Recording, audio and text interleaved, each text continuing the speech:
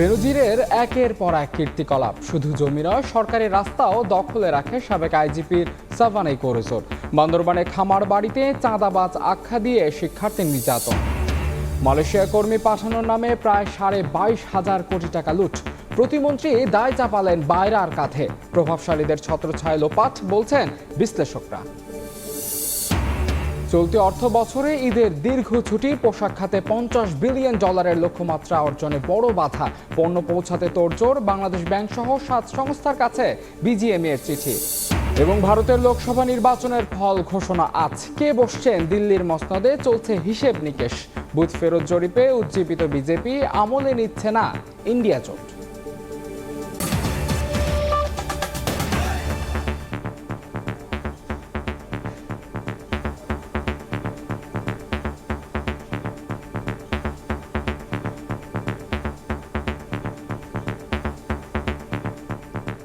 ভোরের সময় সঙ্গে আছে আমি মাহাদি ইসলাম ধ্রুব।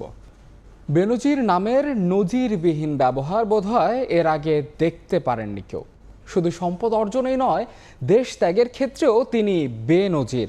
6 জুন হাজিরের অপেক্ষায় দুদক, তবে তিনি আসছেন না বলেই মনে করছেন সাবেক আইজিপির আইনজীবী। বেনজির কোথায় আছেন তাও জানেন না। আমি জানি না উনি কোথায় আছেন। 6 তারিখ পার না হলে কিছু বোঝা যাচ্ছে না। আমি মনে করি তার বিরুদ্ধে তখন বিচারে তাকে দাঁড়াতে হবে। পত্রিকার পাতা আর টেলিভিশনে প্রতিদিনই নতুন নতুন সম্পদের খবর উঠে আসছে বেনজির আহমেদের। বন, পাহাড়, সমুদ্র, কোথায় নেই তার সম্পদ। এ পর্যন্ত শুধু তার 621 বিঘা জমি জব্দই করা হয়েছে। একজন মানুষের কয়টি অ্যাকাউন্ট থাকতে পারে? বেনজির আহমেদের 38টি অ্যাকাউন্ট জব্দ হয়েছে। আরও জেনেই নামে বেনামে তাই বা বলবে কে?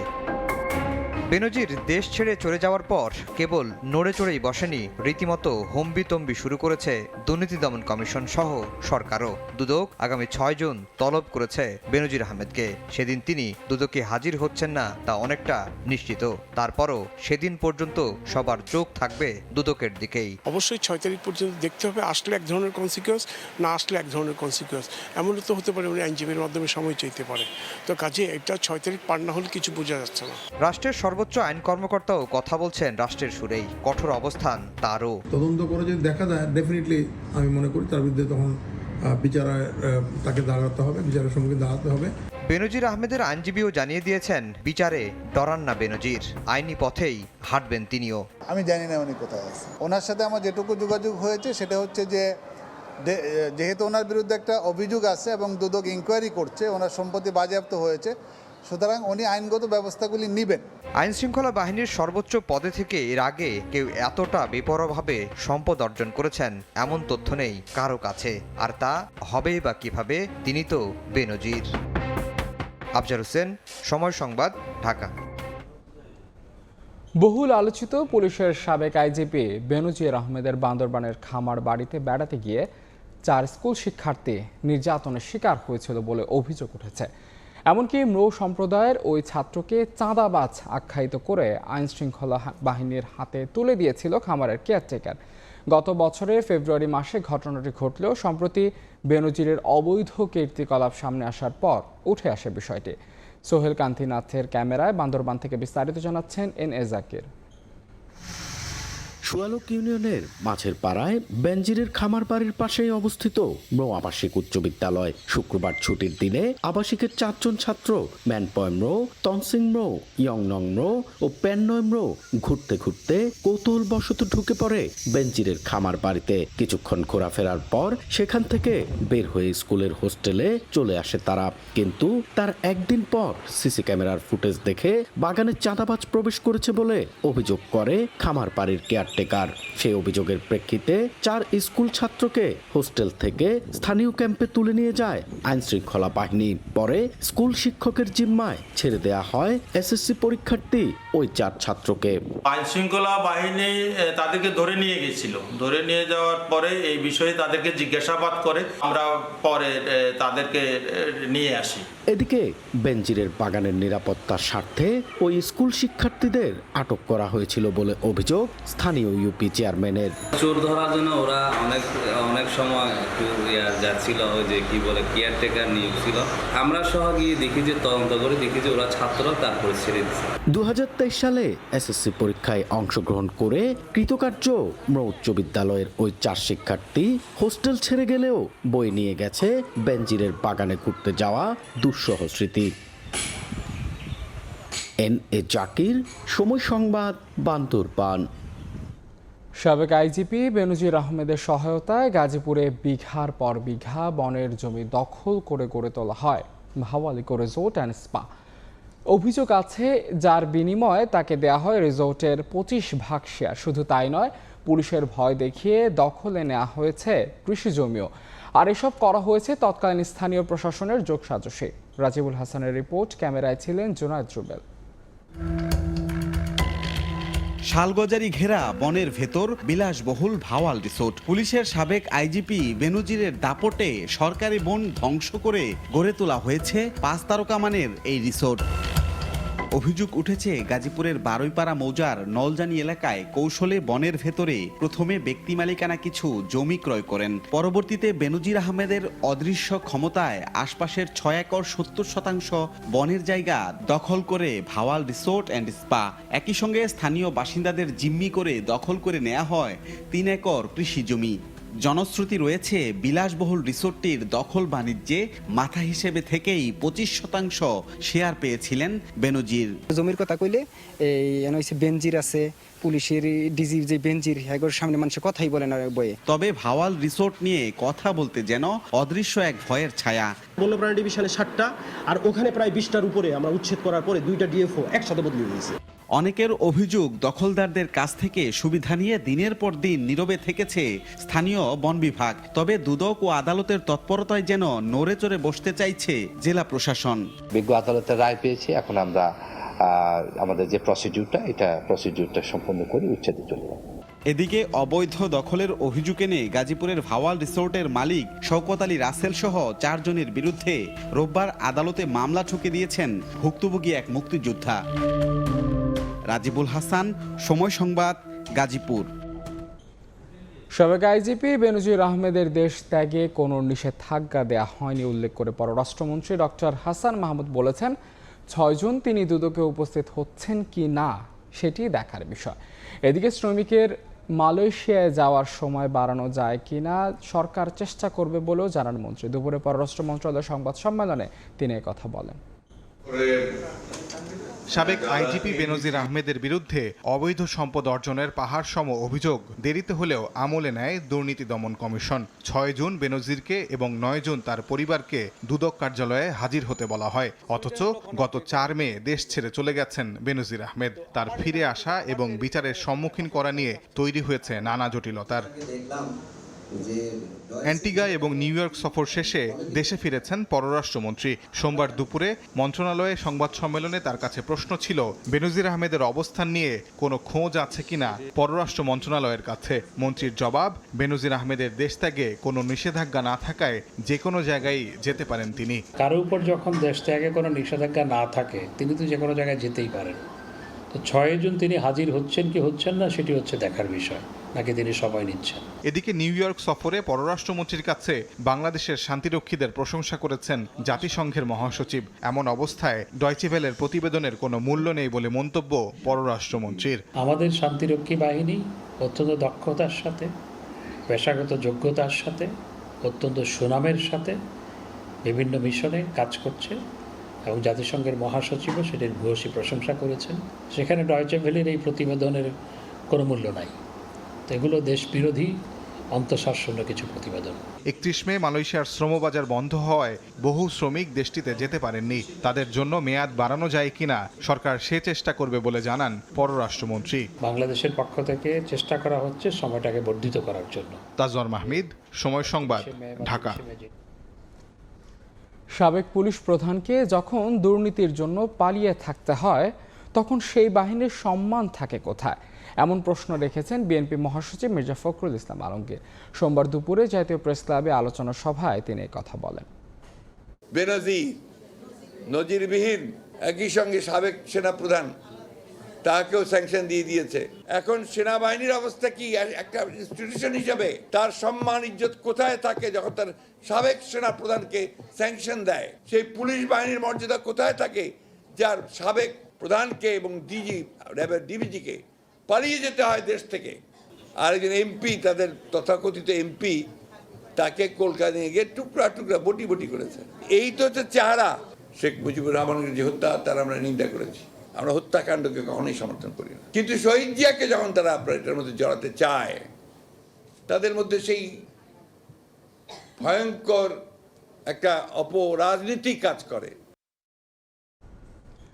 বেনজির বিদেশে পালিয়ে গেছে অথচ কেউ কিছুই জানেন না, জনগণ এটা বিশ্বাস করেন না বলে মন্তব্য করেছেন বিএনপির সিনিয়র যুগ্ম মহাসচিব রুহুল কবির রিজভী। সোমবার বিকেলে যশোরে দলের প্রতিষ্ঠাতা জিয়াউর রহমানের ৪৩তম শাহাদাত বার্ষিকী উপলক্ষে আলোচনা সভায় প্রধান অতিথির বক্তব্যে কথা বলেন তিনি। বেনজির হাজার হাজার কোটি টাকা নিয়ে ব্যাংক থেকে একদিনে তার অ্যাকাউন্ট খালি করে নিয়ে তিনি দেশ ছেড়ে চলে গেলেন। হোম মিনিস্টার জানে না, ওবায়দুল কাদের জানে না, বর্তমান পুলিশ প্রশাসন জানে না, উনি চলে গেলেন। কোথায় গেছে? কোথাও যেন একটা ভাগ বাটোয়ারের কোনো গরমিল হয়েছে বলে মনে হয়, কোথাও বোধহয় একটা কোনো সমস্যা হয়েছে। এবার যে হয়েছে এবং এই কারণেই যে জিনিসগুলো ফুটে উঠছে, তার আরেকটা কারণ এখন শোনা যাচ্ছে যে উনি নাকি দেশ ছেড়ে চলে গেছেন। তো দেশ ছেড়ে কোথায় গেছেন এটা সরকারের কেউ জানে না, আর ওনারাও আশঙ্কা করছেন। অবসরের ১৩ বছর পর ডক্টর মোহাম্মদ ইউনূসের বিরুদ্ধে হাজার কোটি টাকা লোপাটের অভিযোগ তুলল তারই প্রতিষ্ঠিত গ্রামীণ ব্যাংক। প্রতিষ্ঠানটির প্রধান আইন উপদেষ্টা জানান, ক্ষমতার অপব্যবহার করে ডক্টর ইউনূস নিজ পরিবারকে সুবিধা দিয়েছেন। তবে ইউনূসের আইনজীবীর দাবি, একটি বিশেষ গোষ্ঠী ডক্টর ইউনূসের অর্জন সুনাম সহ্য করতে না পেরে বিভ্রান্তিকর তথ্য ছড়াচ্ছে। ইংরেজিতে একটা কথা বলে থাকি যে মানুষ যখন মিথ্যা বলতে বলতে এমন অবস্থা হয়ে যায় যখন সত্য এবং মিথ্যার পার্থক্য করতে পারে না, তাকে বলা হয় প্যাথোলজিক্যাল লায়ার। বাবার শিষ্ট ছেলে, দুষ্ট ছেলে এখন লুবে পড়েছে বাবার পকেট, লোভ লালসায় পড়ে বিভিন্ন কিছু পকেট মাইরের একটি চেষ্টা করছে। ডক্টর ইউনূসের বিরুদ্ধে দায়িত্বে থাকাকালে শত শত কোটি টাকা লোপাটের অভিযোগ গ্রামীণ ব্যাংকের। প্রতিটা বইয়ে ১.৬৭ টাকা উনার সেই সময় ১৩ বছর আগে বেশি নিয়েছে। আজকে ডক্টর ইউনূসকে ধ্বংস করতে চাচ্ছে পৃথিবীতেই একটা গোষ্ঠী, কেন বাংলাদেশের একজন লোক সারা পৃথিবীতে সম্মানিত হবে?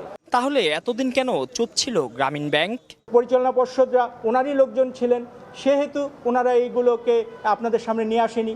একটা বিশেষ গোষ্ঠী বাংলাদেশের, বিশেষ করে আমাদের সরকারের উপরে ভর করেছে, তার সাথে আন্তর্জাতিকভাবেও একটা গোষ্ঠী জড়িত আছে। ইউনূস কোন অভিশাপে পড়ছেন তারও জবাব দিয়েছে গ্রামীণ ব্যাংক। এই যে ১,৫,০০,০০০ নরনারী গ্রামীণ ব্যাংকের সদস্য, তাদের সাথে তিনি প্রতারণা করেছেন। এর আগে রোববার গ্রামীণ টেলিকমের শ্রমিক কর্মচারীদের টাকা আত্মসাতের অভিযোগে করা দুদকের মামলায় অভিযোগ গঠনের শুনানি শেষে গ্রামীণ ব্যাংকের বিরুদ্ধে অভিযোগ তুলে ধরেন ডক্টর ইউনূস ও তার আইনজীবী। তারই জবাবে সোমবার হাইকোর্টে সংবাদ সম্মেলন করেন গ্রামীণ ব্যাংকের প্রধান আইন উপদেষ্টা। মাইনুল আহসান, সময় সংবাদ, ঢাকা। সংসদ সদস্য আনোয়ারুল আজিম আনার হত্যার ঘটনায় গ্রেফতার শিলাস্তির রহমান আদালতে স্বীকারোক্তিমূলক জবানবন্দি দিয়েছেন। যদিও জবানবন্দিতে তিনি কি বলেছেন তার বিস্তারিত জানা যায়নি।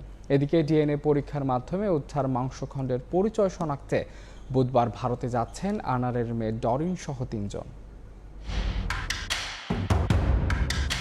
শিলাস্তি রহমানকে স্ত্রী পরিচয় দিয়ে কলকাতার নিউ টাউনে সঞ্জীভা গার্ডেন্সের ফ্ল্যাট ভাড়া নেন এমপি আনারুল আজিম আনারের হত্যার মাস্টারমাইন্ড আখতারুজ্জামান শাহিন। শিলাস্তির দায়িত্ব ছিল ফ্ল্যাটে আনারকে রিসিভ করা। আদালতে এমন স্বীকারোক্তি দিয়েছেন শিলাস্তি। সোমবার বিকেলে additional chief metropolitan magistrate Tofazzal Hossain শিলাস্তির জবানবন্দি রেকর্ড করেন। তবে জবানবন্দিতে আর কি তথ্য তিনি দিয়েছেন তা বিস্তারিত জানা যায়নি।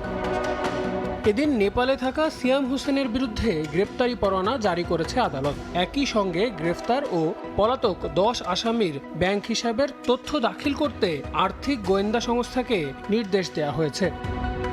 এদিকে সঞ্জীভা গার্ডেন্সের সেফটিক ট্যাঙ্ক থেকে উদ্ধার করা হাড় ও মাংসখণ্ডের পরিচয় শনাক্তে ডিএনএ পরীক্ষার জন্য বুধবার ভারত যাচ্ছেন আনারের মেয়ে ডোরিন। সঙ্গে আনারের ভাই ও ব্যক্তিগত সহকারীও ভারতের ভিসা পেয়েছেন। আল আমিন তুষার, সময় সংবাদ, ঢাকা। ঈদের পর থেকে 1 ঘন্টা বাড়ছে অফিসের সময়সূচি।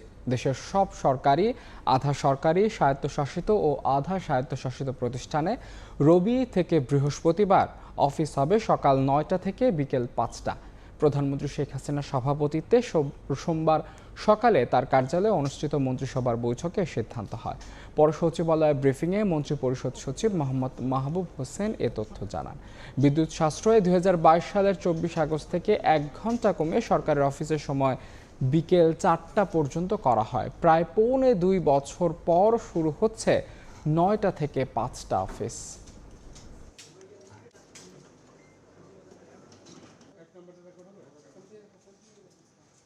মূল অফিস সময় ফেরত যাওয়া প্রয়োজন, আমাদের দাপ্তরিক প্রয়োজনে এটা প্রয়োজন, আমাদের কর্মঘণ্টাটা ব্যালেন্স করা দরকার, যে পরিমাণে কাজ করা দরকার সেটা করা দরকার। রোববার থেকে বৃহস্পতিবার 9টা থেকে 5টা, শুক্র এবং শনিবার বন্ধ থাকবে, তবে মাঝখানে 1টা থেকে 1:30টা পর্যন্ত নামাজ এবং মধ্যাহ্ন ভোজনের বিরতি। এটি কার্যকর হবে আপনার আমাদের সামনে ঈদুল আজহার যে বন্ধটা শেষ যেদিন হবে তার পরের দিন যে প্রথম যে কর্মদিবস, সেই কর্মদিবস থেকে ঠিক। দেশের ইতিহাসে বিদেশে কর্মী পাঠানোর সবচেয়ে বড় আর্থিক কেলেঙ্কারির ঘটনা ঘটিয়েছে রিক্রুটিং এজেন্সিগুলো। কর্মী পাঠানোর নামে সিন্ডিকেটের মাধ্যমে লুট করেছে 22,500 কোটি টাকা। অন্যদিকে 1000 কোটি টাকা খরচ করেও 17,000 মানুষ যেতেই পারেননি মালয়েশিয়া। অভিবাসন বিশ্লেষকরা বলছেন, প্রভাবশালী মহলের ছত্রছায়ায় 3 দশক ধরে চলছে লোক পাঠানোর নামে লোপাট। মার্জিয়া মোমোর রিপোর্ট। মালয়েশিয়া সরকারের সঙ্গে চুক্তি অনুযায়ী 31 মে পর্যন্ত দেশটিতে 5,26,676 জন বাংলাদেশি কর্মীকে পাঠানোর অনুমতি দেয়া হয়। কিন্তু বাংলাদেশ জনশক্তি কর্মসংস্থান ও প্রশিক্ষণ ব্যুরো বিএমইটি ছাড়পত্র দেয় প্রায় 4,94,642 জনকে। অজ্ঞাত কারণে বাদ দেয়া হয় 32,000 কর্মীকে। কথা ছিল জনপ্রতি 78,990 টাকা করে দেবেন কর্মীরা। এই খরচের ভেতরে আছে পাসপোর্ট খরচ, স্বাস্থ্য পরীক্ষা, নিবন্ধন ফি, কল্যাণ ফি, বীমা, স্মার্ট কার্ড ফি ও সংশ্লিষ্ট রিক্রুটিং এজেন্সির সার্ভিস চার্জ। আর ঢাকা থেকে মালয়েশিয়া যাওয়ার উড়োজাহাজ ভাড়া সহ 15টি খাতের খরচ বহন করবে নিয়োগকারী প্রতিষ্ঠান। এই অবস্থায় তালিকাভুক্ত 4,76,642 জনের কাছ থেকে সিন্ডিকেট করে মালয়েশিয়ার আমিনুর ও দেশের রিক্রুটিং এজেন্সিগুলো হাতিয়ে নেয় নির্ধারিত ফি বাদে গড়ে 5 লাখ টাকা করে, যার পরিমাণ দাঁড়ায় প্রায় 22,500 কোটি টাকা। এদিকে 933 কোটি টাকা খরচ করেও মালয়েশিয়া যেতে পারেননি প্রায় 17,000 অনুমতিপ্রাপ্ত কর্মী। আর প্রবাসী প্রতিমন্ত্রী এর দায় চাপান বায়রার কাঁধে। লিস্ট তৈরি করে আমাদেরকে যদি দেয় তখন সেই অনুপাতে আমরা ফ্লাইটের ব্যবস্থা করব।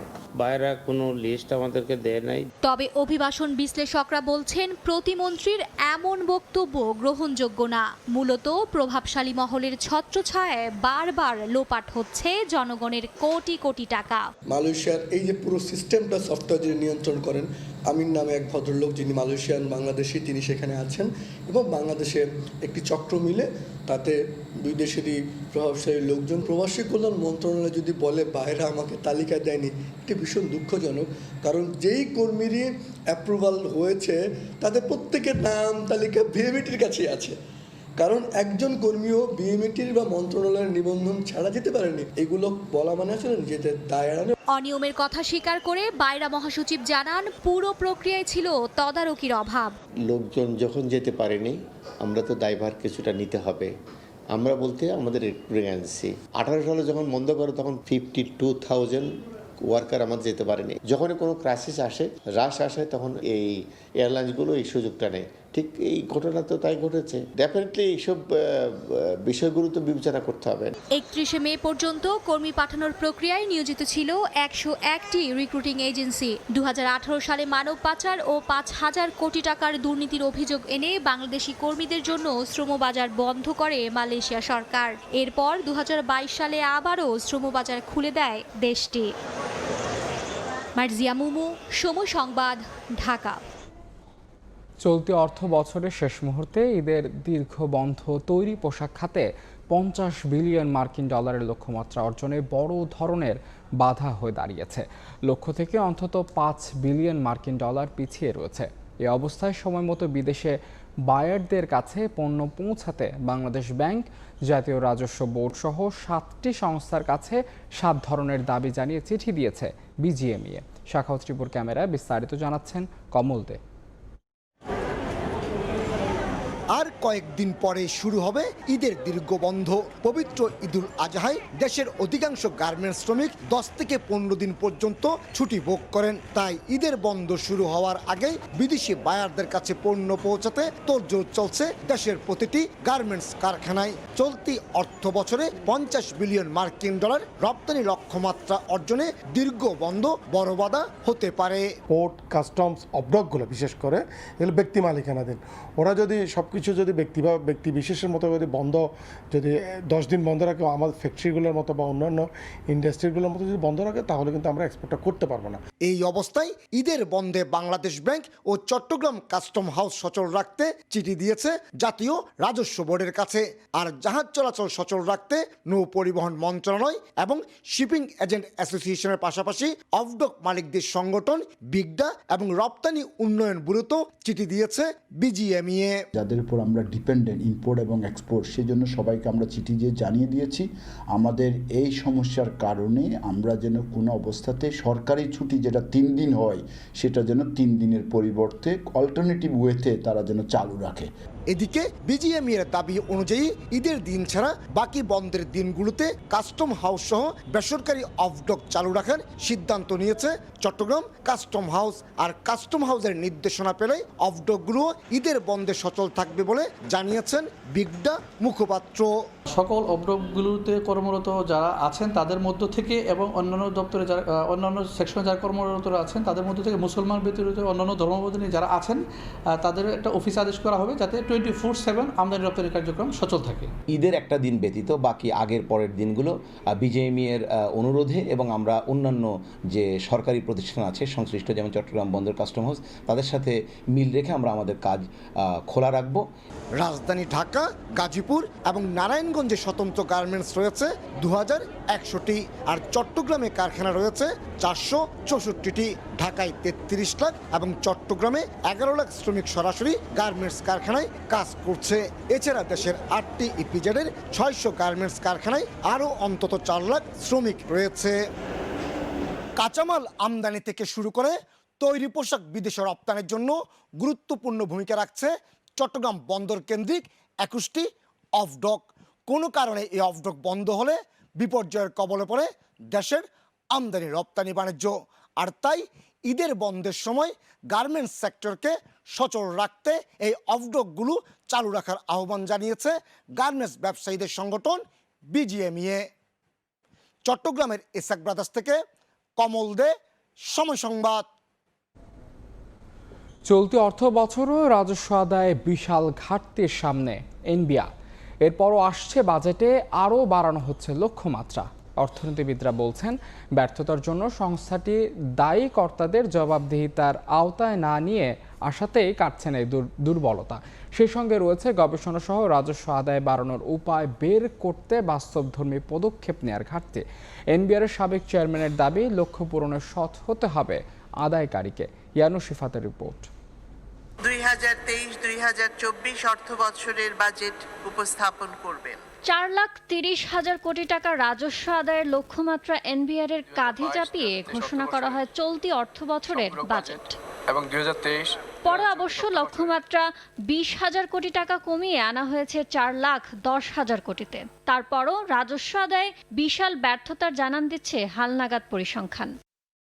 গেল এপ্রিল পর্যন্ত 10 মাসে মোট 2,89,377 কোটি টাকা রাজস্ব আদায় করতে পেরেছে জাতীয় রাজস্ব বোর্ড। সংশোধিত লক্ষ্যমাত্রা পূরণে অর্থবছরের শেষ 2 মাসে সংস্থাটিকে আদায় করতে হবে 1,20,623 কোটি টাকা। ব্যর্থতার আকার বড় হলেও অর্থ মন্ত্রণালয় সূত্র বলছে আসছে বাজেটে এনবিআর এর ঘাড়ে চাপতে যাচ্ছে 4,76,500 কোটি টাকার রাজস্ব সংগ্রহের গুরুভার, যা চলতি অর্থ বছরের সংশোধিত লক্ষ্যমাত্রার চেয়ে 66,500 কোটি টাকা বেশি। এই যে বিশাল প্রস্তাবনা, এরপর লক্ষ্যমাত্রা কমিয়ে দেওয়া, পরের বছর আবার টার্গেট বাড়িয়ে দিয়ে কাটছাট করা যে রীতি চলছে, এর জন্য দায়ী ব্যক্তিদের জবাবদিহিতার আওতায় আনতে না পারলে কখনোই পূরণ হবে না লক্ষ্যমাত্রা। গতবার তাদের টার্গেট অনুযায়ী তারা 15%, 20% তারা হয়তো অ্যাচিভ করতে পারে নাই। তো তারপরেও আমরা সেটাকে সমান অ্যাডজাস্ট না করে তাদের ক্যাপাসিটির যে ঘাটতিটা আছে বা তাদের ক্যাপাসিটি অনুযায়ী কতটুকু তারা করতে পারবে সেটা হিসাব না করে সিম্পলি আমরা গতবারের ফিগারের থেকে এবার হয়তো 15% বেশি আমরা একটা টার্গেট দিয়ে দিলাম।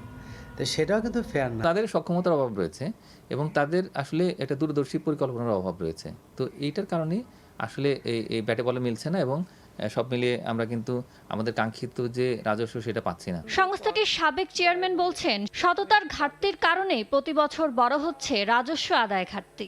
এনবিআর সক্ষম কি অক্ষম এটা নির্ভর করে সমাজের উপরে। তাহলে যার দায়িত্ব ওকে জনবল দেওয়া, ওর লোকবল দেওয়া, ওর কাজ, এটা তার উপরে পড়বে।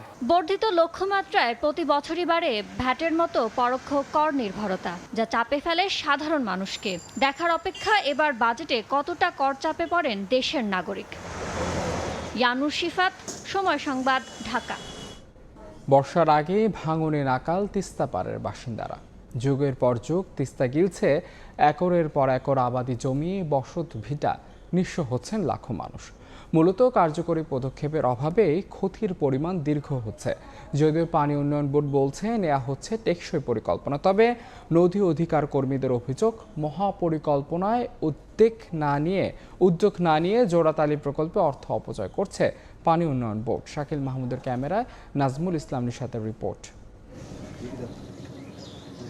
রংপুরের কাউনিয়া উপজেলায় তিস্তা তীরঘেঁষা গ্রামটিতে 1000 মানুষের বসবাস। গেল এক মাসে ভাঙ্গনে বিলীন হয়েছে অন্তত 1.5 কিলোমিটার এলাকা, আর অব্যাহত ভাঙ্গনে নির্ঘুম রাত পার করছেন বাসিন্দারা।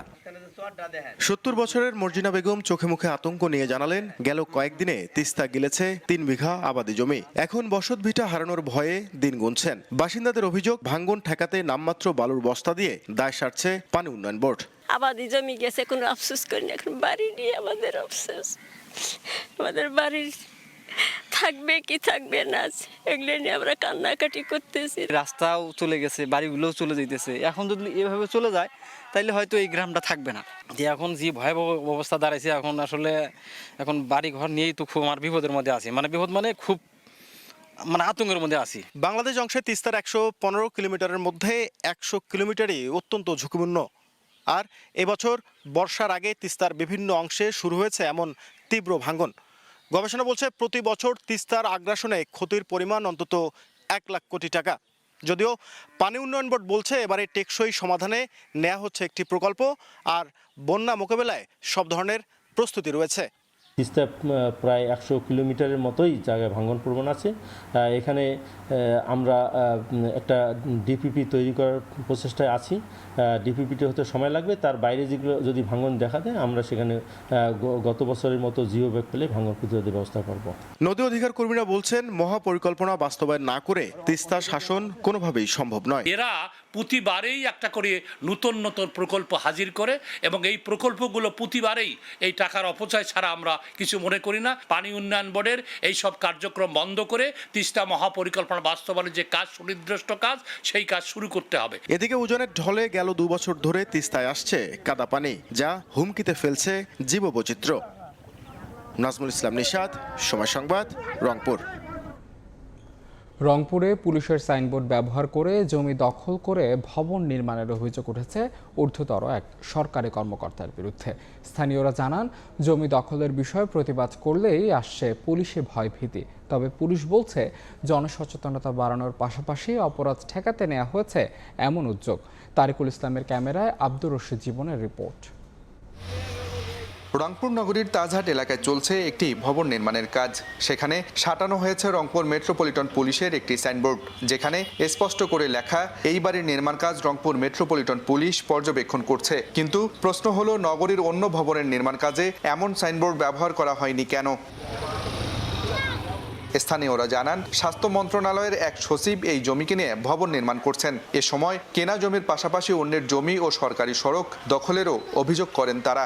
আর এ নিয়ে প্রতিবাদ করলেই দেখানো হয় পুলিশে ভয়ভীতি। মূল জমি থাকবে 13 শতক, কিন্তু জমি সে ব্যবহার করতেছে আপনার 19+। এই সচিব আসার পর থেকে তো আসলে এই নিয়ে কথা বলা সম্ভব না। যদি কেউ কথা বলে তাতে পুলিশের নাম বা সাইনবোর্ড নাম্বার দেখলে যাতে ভয় পায়, যাতে না আসে। নির্মাণ কাজের দায়িত্বে থাকা এক ব্যক্তি জানান, নিরাপত্তার স্বার্থে পুলিশেই সাইনবোর্ড দিয়েছে।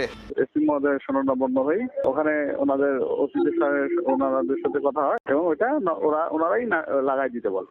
আর পুলিশের কর্মকর্তার দায় সারা জবাব। জনসচেতনতা বাড়াতে এবং নীরব চাঁদাবাজি রুখতেই এমন উদ্যোগ নিয়েছে রংপুর মেট্রোপলিটন পুলিশ। আইনগত প্রক্রিয়া আছে, তো সেটি ফলো করলে কেউ কাউকে তো কোনোভাবে এই প্রক্রিয়ায় কেউ বাধাগ্রস্ত করতে পারে। তবে পুলিশের সাইনবোর্ড ব্যবহার করে এমন স্থাপনা নির্মাণ কাজে এলাকায় ক্ষোভের সৃষ্টি হয়েছে। আব্দুর রশিদ জীবন, সময় সংবাদ, রংপুর। পঞ্চগড়ে নৌ ট্র্যাজেডির 2 বছর পর দৃশ্যমান হলো আউলিয়া ঘাটে সেতুর কাজ। ওয়াই আকৃতির সেতুটি নির্মাণে কর্মযজ্ঞ চলছে রাত দিন। এরই মধ্যে শেষ হয়েছে প্রকল্পের 25% কাজ। আগামী 2 বছরের মধ্যে সম্পূর্ণ কাজ শেষ করার আশ্বাস এলজিইডির। আর দীর্ঘদিনের প্রত্যাশা পূরণ হওয়ায় খুশি এলাকাবাসী। মনিরুল ইসলামের ছবিতে সোহাগ হায়দারের রিপোর্ট। সেতু নির্মাণে চলছে মহাকর্মযজ্ঞ। দৃশ্যমান হয়েছে পিলার সহ বেশ কিছু অবকাঠামো। গত বছরের ডিসেম্বরে পঞ্চগড়ের বোদা উপজেলার আউলিয়া ঘাটে করতোয়া নদীর উপর শুরু হয় ওয়াই আকৃতির সেতু নির্মাণ কাজ। এরই মধ্যে শেষ হয়েছে প্রকল্পের 25% কাজ। এর মাধ্যমে উপজেলা সদরের সঙ্গে সরাসরি সড়ক যোগাযোগ স্থাপিত হচ্ছে বড়শশী ও কালিয়াগঞ্জ ইউনিয়নের।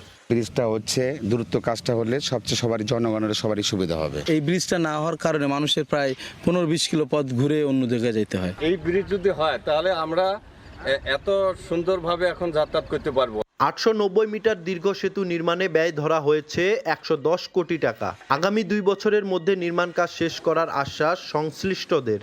এখানে মূলত 2টা ব্রিজ, একটা 545 মিটার লেন্থের আর পাশাপাশি আরেকটা 345 মিটার। এই 2টা ব্রিজ ওয়াই আকারে এক জায়গায় মিলবে। তো এটা চুক্তিমূল্য 110 কোটি। আর্থ সামাজিক উন্নয়ন, পর্যটন থেকে শুরু করে যে সম্ভাবনাগুলো তার উন্মুক্ত হচ্ছে, যার ফলে এই এলাকার মানুষের ব্যবসা বাণিজ্য এটা সম্প্রসারিত হবে। সোহাগ হায়দার, সময় সংবাদ, পঞ্চগড়। টানা 3য় মাসের মতো কমল এলপিজির দাম। আগের মাসের তুলনায় 30 টাকা কমিয়ে গ্রাহক পর্যায়ে 12 কেজি এলপি গ্যাসের দাম 1363 টাকা নির্ধারণ করেছে বিইআরসি। তবে নির্ধারিত দামের চেয়ে বেশি টাকা রাখার অভিযোগ থাকলেও চেয়ারম্যানের দাবি, দেশের অনেক স্থানেই নির্ধারিতের চেয়ে কম দামে মিলছে এলপি গ্যাস। আন্তর্জাতিক বাজারের সঙ্গে সামঞ্জস্য রেখে প্রতি মাসের শুরুতেই দেশে নির্ধারণ হয়ে আসছে তরলীকৃত পেট্রোলিয়াম গ্যাস এলপিজির দাম। সে ধারাবাহিকতায় জুন মাসের জন্য বহুল ব্যবহৃত জ্বালানি পণ্যটির নতুন দাম ঘোষণা করল Bangladesh energy regulatory commission BERC. এতে টানা 3য় মাসের মতো মিলল সুখবর। প্রতি 12 কেজিতে 30 টাকা কমিয়ে গ্রাহক পর্যায়ে সর্বোচ্চ দাম বেঁধে দেওয়া হয় 1363 টাকা। কমিশন জানায়, বিশ্ববাজারে এলপিজির কাঁচামালের দাম কমা ও ডলারের মূল্য আগের মাসের তুলনায় কিছুটা কমিয়ে ধরার সুফল পাবেন ভোক্তারা। গত মাসে ডলারের মূল্য ছিল আমরা 119 টাকা 21, আর এই মাসে আমরা ধরেছি 118 টাকা। 12 কেজি সিলিন্ডার কোম্পানি বিক্রি করে 1268 টাকায়, পাইকারি বিক্রেতা বিক্রি করবে 1318 টাকায় এবং খুচরা বিক্রেতা বিক্রি করবে 1363 টাকায়। তবে বেঁধে দেওয়া সীমারেখার চেয়ে বাড়তি দাম রাখার অভিযোগ থাকলেও ভিন্ন কথা শোনালেন বিইআরসি চেয়ারম্যান। টাঙ্গাইল গিয়ে দেখছি যে আমরা যে রেট নিতে তার চেয়ে 50 টাকা কমও বিক্রি করতেছেন। আগে যে অবস্থাগুলি আপনারা দেখছেন সেই অবস্থা নাই। এখন আপনারা যে কোনো জেলায় যান, উপজেলায় যাবেন, আমি দেখেছি যে যেই আমরা মূল্য নির্ধারণ করি তার চেয়ে কম মূল্য পাওয়া যাচ্ছে। এছাড়া যানবাহনে ব্যবহৃত অটোগ্যাসের লিটার প্রতি দাম নির্ধারণ করা হয়েছে 62 টাকা 53 পয়সা, যা আগের মাসের তুলনায় 1 টাকা 39 পয়সা কম। ফারুক ভিয়া, রবিন, সময় সংবাদ, ঢাকা। 3 দিন ধরে অন্ধকারে কাবরান বাজারের 3টি মার্কেটের 1200 দোকান। 1 বছরের বিল বাকি থাকায় ডিপিডিসির বিদ্যুতের সংযোগ বিচ্ছিন্ন করে দেয়। ব্যবসায়ীদের দাবি, তারা ঠিকমতো বিল পরিশোধ করলেও বকেয়া রেখেছে ঢাকা উত্তর সিটি কর্পোরেশন। 4 কোটি টাকা বাকি থাকলেও ডিএনসিসি বলছে গত 1 বছরে ব্যবসায়ীরা প্রায় 3 কোটি টাকা পরিশোধ করেনি। সুমন সরকারের ক্যামেরায় আলতাফ হোসেনের রিপোর্ট। তীব্র গরম, ঘুটঘুটে অন্ধকারের মধ্যেই মোমবাতি জ্বালিয়ে বেচাকেনার চেষ্টা। এভাবেই 3 দিন ধরে বিদ্যুৎবিহীন চলছে রাজধানীর কারওয়ান বাজারের কিচেন মার্কেট ও সুপার মার্কেটের অন্তত 1200 দোকান। কারণ কোটি কোটি টাকা বিদ্যুৎ বিল বাকি। তবে এজন্য পরস্পরকে দুষছে উত্তর সিটি কর্পোরেশন ও দোকান মালিক সমিতি। এই মাসে বিলটা আছে, এই বিলটা কিন্তু আমার পরিশোধ, আমাদের কিন্তু বিল বাকি নেই। ডিপিডিসি সিটি কর্পোরেশনের কাছে যে পরিমাণ টাকা পায়, আমার জানা মতো আমাদের কাছে এই পরিমাণ টাকা সিটি কর্পোরেশন পায় না। আর ডিপিডিসি বলছে 12 মাস ধরে বিদ্যুৎ বিল দিচ্ছে না সিটি কর্পোরেশন। এখন পর্যন্ত 3,97,35,733 টাকা পাওনা ডিপিডিসি। বিল পরিশোধের জন্য 2 দফায় গত 18 এপ্রিল ও 5 মে সিটি কর্পোরেশনকে চিঠি দেয় ডিপিডিসি। অবগত করা হয় ব্যবসায়ীদেরও। আমার কাছে এখনো পর্যন্ত সিটি কর্পোরেশন থেকে কোনো কেউ যোগাযোগ করে নাই। বিল যদি পেমেন্ট করে একটা অ্যামাউন্ট অথবা দিবে 2-1 দিনের ভিতরে, একটা যদি ওনাদের একটা ইয়ের ভিতরে আসবে, টাকাটা দেওয়ার মধ্যে যদি চলে আসে আমরা লাইন দিয়ে দেব। তবে ডিএনসিসি কর্মকর্তাদের দাবি, ব্যবসায়ীরা বিল না দেওয়ায় তা পরিশোধ করতে পারছে না সিটি কর্পোরেশন। তারা যেটা মনে করছে যে কন্ডেম ঘোষিত ভবন, তাহলে বিদ্যুৎ বিল কেন দেব, তাহলে চলে যাক। মার্কেট ওয়াইজ অবশ্যই আমাদের কাছে আপনার ডকুমেন্ট চাইলে আমরা দিতে পারবো যে কোন মার্কেটে কত টাকা কত মাস আমরা বকেয়া আছে, এটা বলা আছে। কারওয়ান বাজার স্থানান্তর নিয়ে ব্যবসায়ী ও ঢাকা উত্তর সিটি কর্পোরেশনের মধ্যে বৈপরীত্য চলছে অনেক দিন ধরেই। এর মধ্যে 2019 সালে চিকেন মার্কেটকে অব্যবহার্য হিসেবে চিহ্নিত করে ডিএনসিসি। আলতাফ হোসাইন, সময় সংবাদ, ঢাকা। স্বর্ণ ও হীরা চোরাচালানের মধ্য দিয়ে বছরে দেশ থেকে পাচার হচ্ছে প্রায় 91,000 কোটি টাকার বেশি, এমন দাবি বাংলাদেশ জুয়েলার্স অ্যাসোসিয়েশন বাজুসের। সংগঠনটির দাবি, যতটা পাচার হয় তার তুলনায় আটকের পরিমাণ সিকিভাগ্য নয়। চোরাচালান ঠেকাতে মনিটরিং সেল গঠন, ব্যাগেজ রুল সংশোধন সহ 7 দফা সুপারিশ তাদের। স্বর্ণ ও হীরা চোরাচালানের মাধ্যমে বাংলাদেশ থেকে প্রতি বছর 91,250 কোটি টাকারও বেশি পাচার হয়ে যাচ্ছে। পুরো টাকা হুন্ডির মাধ্যমে চোরা কারবারিরা বিদেশে পাচার করে থাকে, এমন দাবি বাংলাদেশ জুয়েলার্স সমিতি বাজুসের। সোমবার স্বর্ণ ও ডায়মন্ড চোরাচালান বন্ধে করণীয় শীর্ষক এক আলোচনায় সংগঠনটি জানায়, প্রতিদিন 250 কোটি টাকার স্বর্ণ ও হীরা অবৈধভাবে বাংলাদেশে ঢোকে। তাদের দাবি, ভারত সংলগ্ন 30 জেলার সীমান্ত দিয়ে স্বর্ণের চোরাচালান হয়ে থাকে।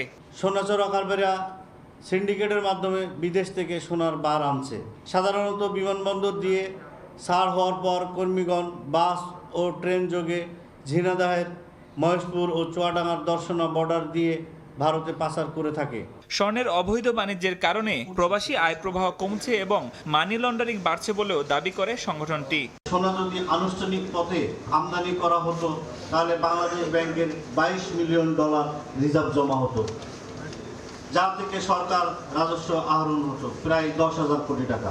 চোরাচালান বন্ধে আইন প্রয়োগকারী সংস্থাগুলোর জোরালো অভিযান, বাজুসকে সম্পৃক্ত করে পৃথকভাবে সরকারি মনিটরিং সেল গঠন, ব্যাগেজ রুল সংশোধন সহ 7টি সুপারিশ দিয়েছে সংগঠনটি।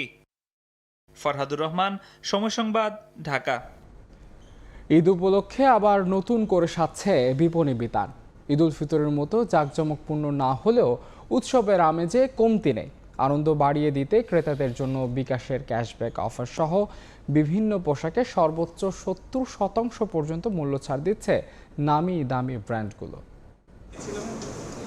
ঈদ উল আজহাকে কেন্দ্র করে রাজধানীর বিপণী বিতানগুলোতে পোশাক কেনাকাটায় চলছে মূল্য ছাড়ের ছড়াছড়ি। সুযোগ লুফে নিতে অনেকেই আগে ভাগেই সারছেন কেনাকাটা। বিপণী বিতানগুলোতে লেগেছে ঈদ উল আজহার আমেজ।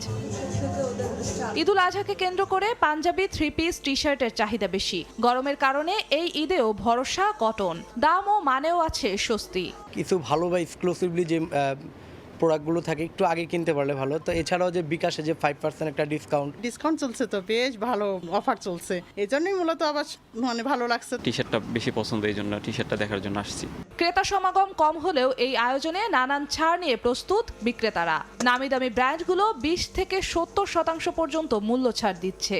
আর বিকাশের মাধ্যমে পেমেন্টে আছে সর্বোচ্চ 300 টাকা পর্যন্ত ক্যাশব্যাক অফার।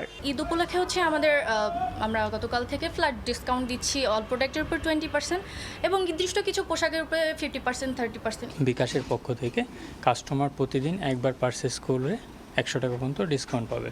এই ক্যাম্পেইন চলাকালীন পর্যন্ত সে সর্বোচ্চ 300 টাকা পাবে, প্রতিদিন 200 টাকা পর্যন্ত পাবে। ঈদের অল্প কয়েকদিন বাকি থাকলেও এখনও ক্রেতা সমাগম কম বলছেন বিক্রেতারা। কটনটাকে বেশি প্রাধান্য দেওয়া হয়েছে। আমরা shirt, panjabi, T shirt, all over নতুন নতুন অনেক প্রোডাক্ট আমাদের বিভিন্ন আউটলেটে রয়েছে। ক্রেতা আশা রাখছি ঈদের আগে আরেকটু ভালো পাবো। পাঞ্জাবের জন্য ব্র্যান্ড ভেদে গুনতে হচ্ছে 1200 থেকে 3500 টাকা পর্যন্ত। শাড়ি ডিজাইন ভেদে 1000 থেকে 12000 পর্যন্ত। ছোটদের পোশাকের দাম রয়েছে 500 থেকে 2500 টাকা পর্যন্ত। জিন্নাতারা জশোয়া, সময় সংবাদ, ঢাকা। চতুর্থ ধাপে উপজেলা পরিষদ নির্বাচনের শেষ মুহূর্তের প্রচারণায় ব্যস্ত প্রার্থীরা। উন্নয়নের প্রতিশ্রুতিতে ভোটারদের পক্ষে টানতে মরিয়া তারা। ভোটাররা বলছেন কথার ফুলঝুরি নয়, সুখে দুঃখে পাশে থাকবেন যারা তাদেরই বেছে নেবেন তারা। স্লোগানে স্লোগানে মুখরিত গ্রামীণ জনপদ। শেষ মুহূর্তের প্রচারণায় তোড়জোড় প্রার্থীদের। আর মাত্র একদিন পর চতুর্থ ধাপের উপজেলা পরিষদ নির্বাচনের ভোট। প্রচারণার শেষ দিনে প্রার্থীরা নেমেছেন মাঠে। ভোটারদের দাঁড়িয়ে দাঁড়িয়ে গিয়ে ভোট প্রার্থনা করছেন। প্রতিদ্বন্দ্বী প্রার্থী রাতের বেলায় সকল পোস্টার ব্যানার ছেড়ে ফেলে এবং তারা মানুষকে হুমকি দামকি দিচ্ছে। ভোটাররা বলছেন শুধু কথার ফুলঝুরি নয়, উন্নয়নে কাজ করবেন এমন জনপ্রতিনিধিকেই নির্বাচিত করবেন তারা। যাদেরকে দিয়ে মানুষের উপকৃত হবে এই ধরনের প্রার্থীকে আমরা নির্বাচিত করব। এদিকে নির্বাচনে যে কোনো পরিস্থিতি মোকাবেলায় প্রশাসনও কঠোর অবস্থানে থাকবে বলে জানায় পুলিশ। ভোটাররা নির্বিঘ্নে ভোট কেন্দ্রে গিয়ে নিরাপদে ভোট দিয়ে তারপর আবার নির্বিঘ্নে ফেরত আসতে পারবে। আগামী 5 জুন চতুর্থ ধাপে দেশের 8টি জেলার 55টি উপজেলা পরিষদ নির্বাচনে হবে ভোট। কনক আজাদ, সময় সংবাদ। রাঙামাটিতে ইউনিয়ন পরিষদ চেয়ারম্যান হত্যা মামলায় গ্রেফতার 4 জনকে কারাগারে পাঠানো হয়েছে। সোমবার বিকেলে chief judicial magistrate Fatema Begum Mukta তাদের কারাগারে পাঠানোর আদেশ দেন। এর আগে দুপুরে শহরের রিজার্ভ বাজারের একটি আবাসিক হোটেল থেকে তাদের গ্রেফতার করা হয়। গত 21 মে রাতে ঝিলাইছড়ির বড়থলি ইউনিয়নের চেয়ারম্যান আতুংমং মারমার উপর গুলি ছোড়ে দুর্বৃত্তরা। তাকে বান্দরবানের রুমা উপজেলা স্বাস্থ্য কমপ্লেক্সে প্রাথমিক চিকিৎসা দেওয়া হয়। পরে উন্নত চিকিৎসার জন্য নেওয়া হয় চট্টগ্রাম মেডিকেল কলেজ হাসপাতালে। সেখানে 9 দিন চিকিৎসাধীন থাকার পর 30 মে রাতে মারা যান আতুমং মারমা। এই ঘটনায় 31 মে 31 জনের নাম উল্লেখ সহ মোট 20 জনকে আসামি করে মামলা করেন ভুক্তভোগীর বড় ভাই ক্যাসিমং মারমা। ফরিদপুরে মাদক মামলায় যাবজ্জীবন কারাদণ্ড দেওয়া হয়েছে সাবেক ট্রাফিক ইন্সপেক্টরকে। সোমবার দুপুরে অতিরিক্ত জেলা ও দায়রা জজ আদালতের বিচারক শিহাবুল ইসলাম আসামির উপস্থিতিতে আদেশ দেন। মামলার বিবরণে জানা যায় 2017 সালের 26 ডিসেম্বর ঢাকা খুলনা মহাসড়কে একটি মোটরসাইকেলে দুর্ঘটনা ঘটে। সে সময় মোটরসাইকেলে থাকা একটি বাক্স থেকে জব্দ করা হয় 43 বোতল ফেন্সিডিল। আটক করা হয় চালক নূর আলম ও আরোহী ঝিনাইদহ জেলার ট্রাফিক ইন্সপেক্টর পদে কর্মরত ছিলেন শেখ আজমকে। মামলার দীর্ঘ শুনানি শেষে মাদকদ্রব্য নিয়ন্ত্রণ আইনে সাবেক পুলিশ কর্মকর্তার বিরুদ্ধে রায় ঘোষণা করেন আদালত। অন্যদিকে ঘটনায় সম্পৃক্ততা না পাওয়ায় খালাস দেওয়া হয় মামলার অপর আসামি মোটরসাইকেল চালক নূর আলমকে। চট্টগ্রামে ইসলামী ব্যাংকের লকার থেকে 149 ভরি স্বর্ণ গায়েবের ঘটনায় ব্যাংকের ব্যবস্থাপনা পরিচালক সহ 4 জনের বিরুদ্ধে মামলা করা হয়েছে।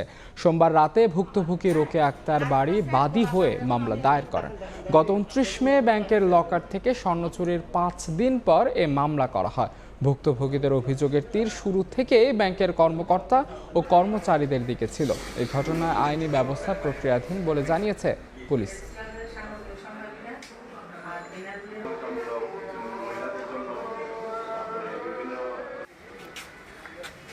আমরা এখানে আসামি করেছি ব্যাংকের এমডি, তারপরে সেক্রেটারি কোম্পানি সেক্রেটারি এবং এখানকার লোকাল ব্রাঞ্চ ইনচার্জ এবং লকার ইনচার্জ, এই 4 জন এবং অজ্ঞাতনামা আরও কয়েকজনকে নাম উল্লেখ করে এটা পুলিশ তদন্ত করে বের করবে কারা জড়িত এই ঘটনার সাথে। ব্যাংকে টাকা রাখা যাচ্ছে না, ব্যাংকে গোল্ড রাখা যাচ্ছে না, কোথায় রাখবো? সেফটি তো কোথাও পাচ্ছি না, সেফটি তো কোথাও নেই। অভিযোগের মধ্যে অনেক কিছু আছে। উল্লেখযোগ্য হচ্ছে যে ব্যাংকের কর্মকর্তা কর্তৃক আত্মসাৎ, অভিযোগটা গ্রহণ করেছি এবং এই অভিযোগের বিষয়ে আইনানুগ ব্যবস্থা নিচ্ছি। সর্বাধুনিক আইসিইউ পড়ে আছে তালাবদ্ধ, বন্ধ এইচডিইউ রুম, সুসজ্জিত অপারেশন থিয়েটার, তবে সিজারিয়ান বাদে হয় না কোনো অপারেশন। আছে আধুনিক ডেন্টাল সার্ভিসের ব্যবস্থা, তবে সবই অকার্যকর চিকিৎসকদের অভাবে। সপ্তাহে 2 দিন হয় আল্ট্রাসোনোগ্রাম আর এক্স-রে, সব থেকেও যেন কিছুই নেই ঢাকা দক্ষিণ সিটি কর্পোরেশন অধীনে থাকা মহানগর জেনারেল হাসপাতালে। রাশেদ লিমনের রিপোর্ট।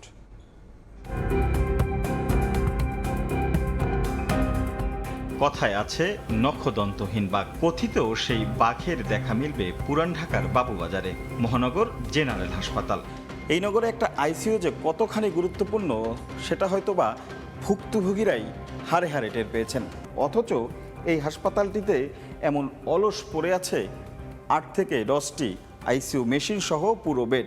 করোনাকালীন সময়ে 8 বেডের এই আইসিইউ ইউনিট চালু করা হলেও এখনও তা ঠিকঠাক ইনস্টলই করা হয়নি। আমাদের তো এটা ব্যবহার করার মতো ডাক্তার বা যে সাপোর্টগুলো দরকার, নার্স, এইগুলো তো আমাদের নাই।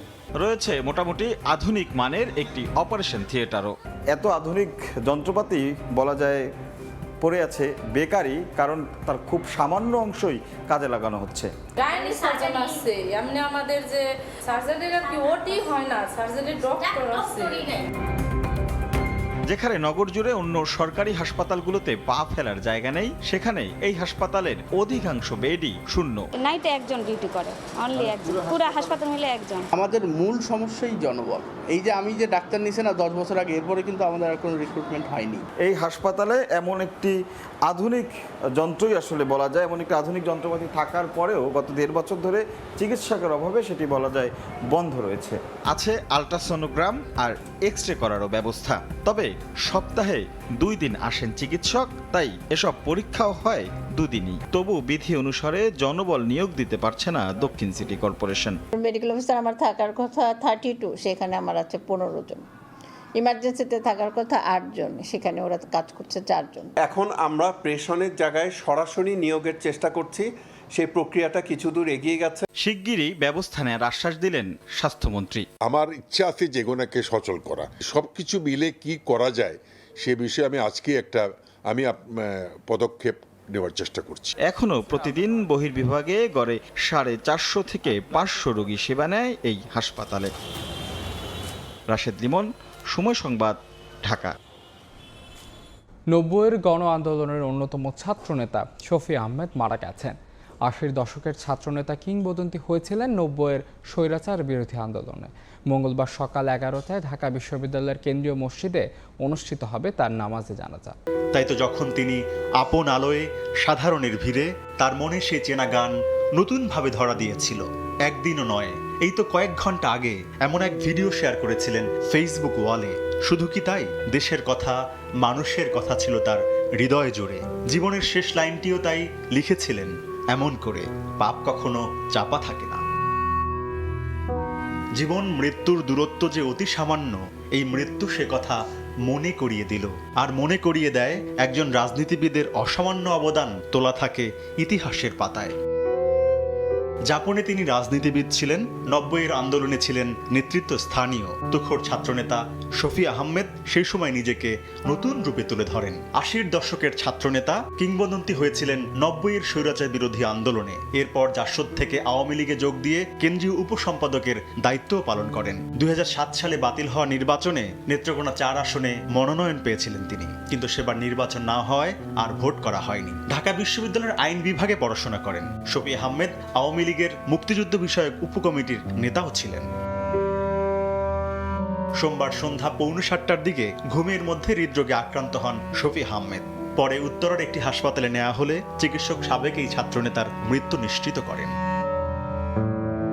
এই ছাত্রনেতার মৃত্যুর খবরের পরপরই তাকে নিয়ে স্মৃতিচারণ করতে থাকেন দীর্ঘদিনের সহকর্মীরা। সামাজিক যোগাযোগ মাধ্যমের ওয়াল মুহূর্তেই ভরে ওঠে স্মৃতিচারণ ও শ্রদ্ধার বাক্যে।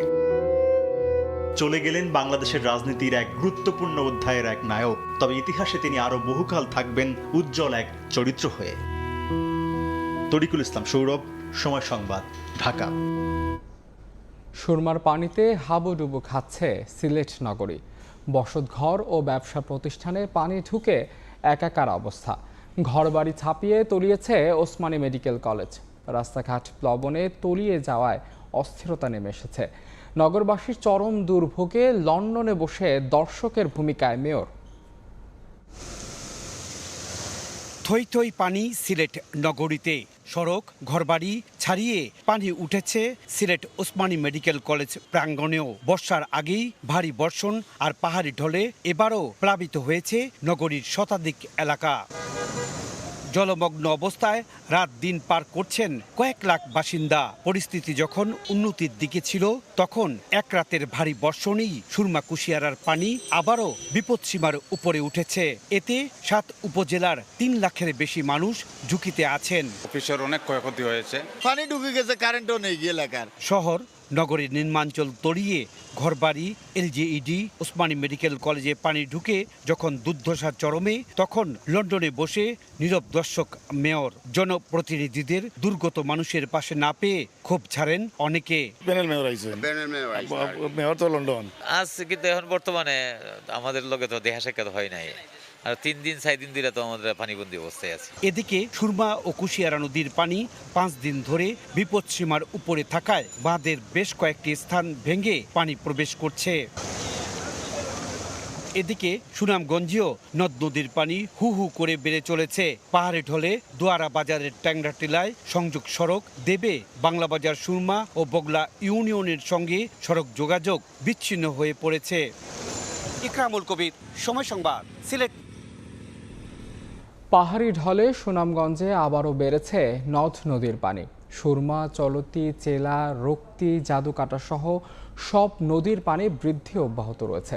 পানি উন্নয়ন বোর্ডের তথ্য বলছে 7টি পয়েন্টে এখনও বিপদসীমার উপরে রয়েছে পানি। এই মুহূর্তে সুনামগঞ্জের লঞ্চঘাট এলাকায় আছেন রিপোর্টার হিমাদ্রি শেখর ভদ্র। সরাসরি যাচ্ছি তার কাছে। হিমাদ্রি, আমি আছি সুনামগঞ্জ শহরের লঞ্চঘাট এলাকায়। এই লঞ্চঘাট এলাকা দিয়েই প্রবল বেগে পাহাড়ি ঢল প্রবাহিত হচ্ছে এবং সেই ঢলে প্লাবিত করছে সুনামগঞ্জের হাওড় সহ নিম্নাঞ্চলের যে সমস্ত এলাকা। যদি এভাবে বলা যায় যে নামছে পাহাড়ি ঢল, বাড়ছে পানি, বাড়ছে আতঙ্ক, ঠিক এরকম একটা পরিবেশের মধ্য দিয়েই আছেন এখানে সুনামগঞ্জবাসী।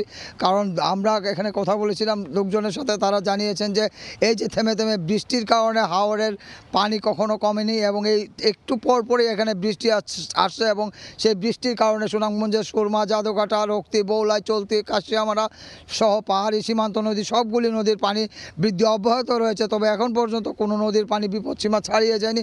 আমরা কথা বলেছিলাম এখানকার লোকজনের সাথে, তারা জানিয়েছেন যে এই যে ভারতের পানি, ভারতের অনিয়ন্ত্রিত পানি আমাদের সুনামগঞ্জের ভাটির দেশকে ভাসিয়ে নিয়ে যায়। প্রত্যেক বছরই এই ধরনের প্রাকৃতিক দুর্যোগ বা বন্যা বন্যা এসে আমাদেরকে ক্ষতি করে। ভারতের যে অনিয়ন্ত্রিত পানি প্রবাহ এবং মেঘালয় পাহাড়ের যে পাহাড়ি ঢল, সেটা আমাদের জন্য একটা অভিশাপ হয়ে দেখা দিয়েছে। এখানে আমাদের নদী তীরবর্তী এলাকার যে সমস্ত লোকজন আছেন, তারা প্রত্যেক বছরই এই সময়টাতে আতঙ্কিত থাকেন যখন কখন পাহাড়ি ঢল আসে এবং তাদের কখন বাড়িঘরে পানি উঠে এবং তাদের প্লাবিত করে তাদের অবকাঠামো। আমরা গতকালে ছিলাম দোয়ারা বাজারে, ওখানে দেখেছি যে দোয়ারা বাজারে অনেক রাস্তাঘাট পাহাড়ি ঢলের পানিতে তলিয়ে গেছে। পাশাপাশি সাতকেও কিছু রাস্তাঘাট পাহাড়ি ঢলের পানিতে তলিয়ে গেছে। এছাড়া বিশ্বম্বরপুরেও কিছু রাস্তাঘাট পাহাড়ি ঢলের পানিতে তলিয়ে গেছে।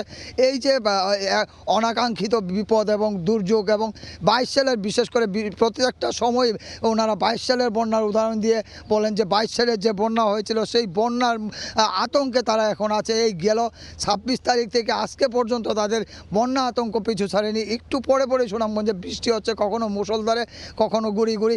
এই বৃষ্টি থামার কোনো লক্ষণ নেই, পাশাপাশি পাহাড়ি ঢল থামারও কোনো লক্ষণ নেই। এই যে দুর্যোগপূর্ণ আবহাওয়া এবং সুনামগঞ্জে প্রায় 8 দিন যাবৎ সূর্য দেখানি। সুনামগঞ্জের আকাশ ছেয়ে আছে মেঘে এবং পুরো মেঘালয় পাহাড় জুড়ে মেঘের আনাগোনা, এবং এখানকার লোকজন তারা জানিয়েছেন যে এই যে পানি যদি আজকে পানি বৃদ্ধি অব্যাহত থাকে তখন সেটাকে আর কখনো কোনোভাবে রোধ করা সম্ভব হবে না। এই খুব ভয়ানক বন্যা। আমরা কথা বলেছিলাম এখানকার পানি উন্নয়ন বোর্ডের সাথে, তারা জানিয়েছেন যে আবহাওয়ার যতক্ষণ পর্যন্ত উন্নতি না হবে ততক্ষণ পর্যন্ত এই আতঙ্ক বা বন্যা বা প্লাবন সেটা শেষ করার নিশ্চয়তা দিতে পারছেন না তারা। আমরা কথা বলেছিলাম জেলা প্রশাসনের সাথে, তারা জানিয়েছেন যে এই দুর্যোগ মোকাবেলার জন্য তারা সব ধরনের প্রস্তুতি নিয়ে রেখেছেন এবং তারা সব ধরনের প্রস্তুতি গ্রহণ করেছেন। এছাড়া সীমান্তবর্তী 7টি উপজেলার ইউএনওদেরকে সতর্ক অবস্থায় রাখা হয়েছে এবং সব ধরনের প্রস্তুতি সেখানে নেওয়া হয়েছে। তো এই ছিল সুনামগঞ্জের লঞ্চঘাট থেকে পাহাড়ি ঢলে পানি বৃদ্ধির সবশেষ খবর। সুনামগঞ্জে বেড়েছে নদ নদীর পানি, সে খবর জানতে সরাসরি যুক্ত ছিলাম সেখানে। ঘূর্ণিঝড় রেমালের তাণ্ডবে ক্ষত বিক্ষত মোংলায় এনজিও ঋণের কিস্তি আদায় বন্ধ ও সুদ মওকুফের দাবিতে বিক্ষোভ এবং মানববন্ধন করেছেন ক্ষতিগ্রস্ত এলাকাবাসী। পরে উপজেলা নির্বাহী কর্মকর্তার মাধ্যমে প্রধানমন্ত্রীর দফতরে স্মারকলিপি দেওয়া হয়। সোমবার সকালে মোংলা উপজেলা পরিষদের সামনে কর্মসূচি পালন করেন ভুক্তভোগীরা।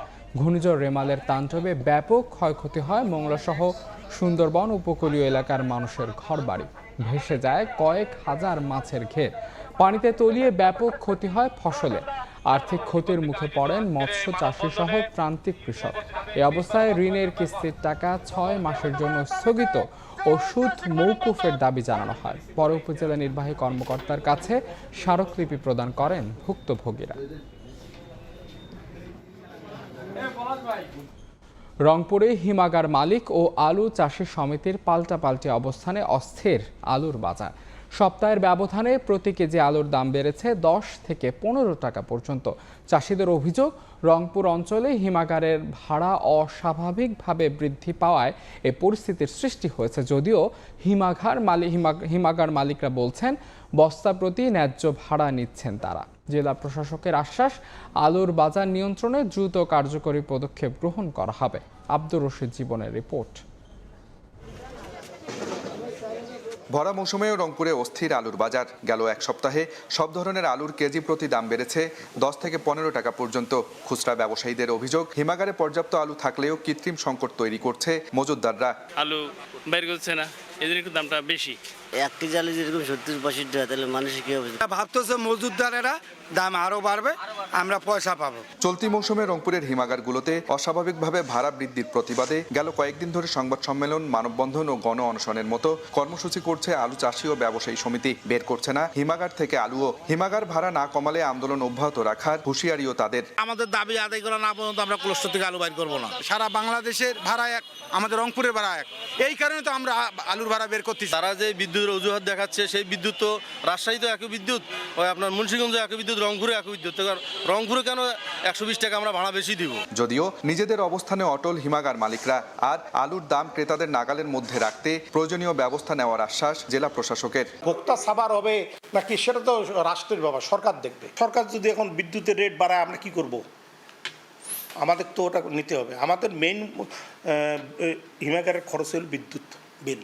এমন যদি হয় যে আলুর দাম অনেক বেশি পর্যায়ে চলে গেছে, সরকার সেক্ষেত্রে ভিন্ন পরিকল্পিত ব্যবস্থা নেবে, আমদানিতে যাবে বা অন্য কোনো পদ্ধতি সরকার অনুসরণ করবে।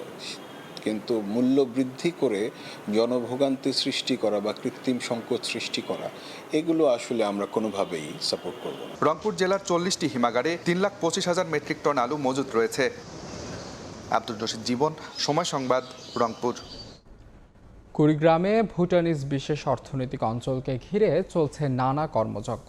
এরই মধ্যে কুড়িগ্রাম সোনাহাট স্থলবন্দর, 4 লেন সড়ক, চিলমারি নৌবন্দর সড়ক সহ বিভিন্ন অবকাঠামো উন্নয়নের কাজ শুরু করেছে সড়ক বিভাগ। শেষ হয়েছে প্রকল্পের প্রাথমিক ধাপগুলো। এতে বাণিজ্যের নতুন দুয়ার খুলবে আশা ব্যবসায়ীদের। জামিল মিয়ার ছবিতে বাদশা সৈকতের রিপোর্ট। কুড়িগ্রাম শহর থেকে 4 কিলোমিটার দূরত্বে প্রায় 200 একর জমিতে বাংলাদেশ ও ভুটানের যৌথ উদ্যোগে গড়ে তোলা হবে অর্থনৈতিক অঞ্চল। এরই মধ্যে শেষ হয়েছে প্রকল্পের প্রাথমিক ধাপগুলো। চলতি বছরের ২৭ মার্চ সমঝোতা স্বাক্ষরের পর ২৮ মার্চ অর্থনৈতিক অঞ্চলের জন্য নির্ধারিত জায়গা সরেজমিনে পরিদর্শন করেন ভুটানের রাজা। সড়ক পথে সোনাহাট স্থলবন্দর দিয়ে ভুটানে গিয়ে যাচাই করেন দুদেশের যোগাযোগ ও ব্যবসায়িক সম্পর্ক উন্নয়নের সম্ভাব্যতা।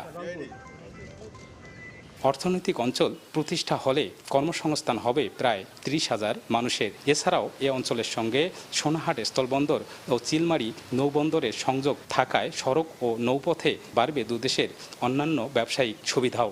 অর্থনৈতিক অঞ্চল হবে এখানে, হওয়ার পরে এলাকার লোক কর্ম করে খাবে। প্রায় ৩০ থেকে ৪০,০০০ মানুষ তাদের পরিবারের ভাগ্য উন্নয়নের ক্ষেত্রে এখানে ভূমিকা রাখতে পারবে। এরই মধ্যে কুড়িগ্রাম সোনাহাট স্থলবন্দর, ৪ লেন সড়ক, চিলমারি নৌবন্দর সড়ক সহ বিভিন্ন অবকাঠামো উন্নয়নে কাজ শুরু করেছে সড়ক বিভাগ। ইতিমধ্যে আমরা সিবিআর টেস্ট সম্পন্ন করেছি এবং আমরা আশা করছি যে এই সপ্তাহে হয়তো ডিজাইনের জন্য চিঠিপত্র প্রেরণ করব। আমরা আশা করছি যে এটা খুব দ্রুততম সময়ের মধ্যে ফিজিবিলিটি স্টাডি শেষ হলে পরবর্তী প্রক্রিয়া সমূহ শেষ করা হবে। ভুটানিজ বিশেষ অর্থনৈতিক অঞ্চলের জন্য প্রায় ২০০ একর জমির মধ্যে অধিগ্রহণ করা হয়েছে ১৩৩ একর। চলমান আছে বাকি ৬৭ একর জমি অধিগ্রহণের কাজ। বাদশা সৈকত, সময় সংবাদ, কুড়িগ্রাম। বান্দরবানের নাইখংছড়ি সীমান্তে বিজিবি সদস্যদের সঙ্গে চোরা কারবারিদের গোলাগুলি হয়েছে। নিহত হয়েছে নিজামুদ্দিন নামের এক চোরা কারবারি। আগুন ও ভাঙচুর করা হয়েছে বিজিবির ৪টি মোটরসাইকেল। মিয়ানমারের অভ্যন্তরে দীর্ঘদিন ধরে চলছে সংঘাত। এই সুযোগে সীমান্তে চোরা কারবারিরা হয়ে উঠেছে বেপরোয়া। বিজিবি জানায় সোমবার ভোরে বান্দরবনের নাইখংছড়ি সীমান্তে রাজঘাটে মাদক চোরাচালানের খবর পেয়ে অভিযান চালানো হয়। এ সময় চোরা কারবারি নিজামুদ্দিনের নেতৃত্বে শতাধিক অস্ত্রধারী বিজিবির উপর গুলি ছোড়ে। বিজিবিও পাল্টা গুলি করলে পিছু হটে চোরা কারবারিরা। গুলিবিদ্ধ হয় নিজাম। তবে পালানোর আগে হামলাকারীরা পেট্রোল বোমা নিক্ষেপ করে। এ সময় বিজিবির ৩টি মোটরসাইকেল আগুনে পুড়ে যায়। ভাঙচুর করা হয় আরেকটি মোটরসাইকেল। অভিযানের সময় ৯৮ কার্টুন বার্মিজ সিগারেট এবং ২০,০০০ ইয়াবা জব্দ করা হয়। সীমান্তবর্তী এলাকায় একদম সে কি যেন আনতে গেছে অথবা পাচার করতে গেছে, ওই রকম ব্যাপার। যতটুকু শুনেছি সেই সিগারেট আনতে গেছে, সিগারেট পাচার করতে গেছে। এদিকে দুপুরে কক্সবাজার সদর হাসপাতালের মর্গে আনা হয় নিজামের মরদেহ। হত্যা, অপহরণ সহ একাধিক মামলার প্রধান আসামি নিজামের মৃত্যুর বিষয়ে তদন্ত করছে পুলিশ। সুজাউদ্দিন রুবেল, সময় সংবাদ, কক্সবাজার। অনিরাপদ হয়ে ওঠা হাতিরঝিলে নিরাপত্তায় আসছে আনসার সদস্যরা। বর্তমানে নিরাপত্তার দায়িত্বে থাকা সংস্থাটির সঙ্গে চলতি মাসে শেষ হচ্ছে চুক্তি। তাই সব ঠিকঠাক থাকলে আগামী ১ জুলাই থেকে কাজ শুরু করবে বাহিনীটি। নিবিড় সাহার রিপোর্ট।